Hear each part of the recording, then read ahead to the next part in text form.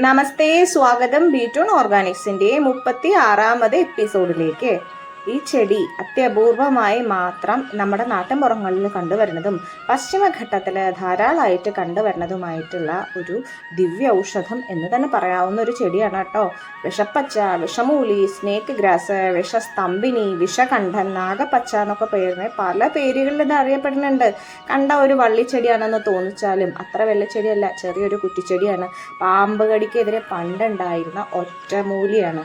7 ഇലയും കഴിക്കുക, എന്നിട്ട് അതിൻ്റെ മുറിവായ കഴുകി വൃത്തിയാക്കി വിഷവൈദ്യൻ്റെ അടുത്തേക്ക് കൊണ്ടുപോകലായിരുന്നു പതിവ്. ഓക്കെ, അപ്പം ഇപ്പോഴും അതേപോലെയൊക്കെ ആളുകൾ ചെയ്യണവരുണ്ട്.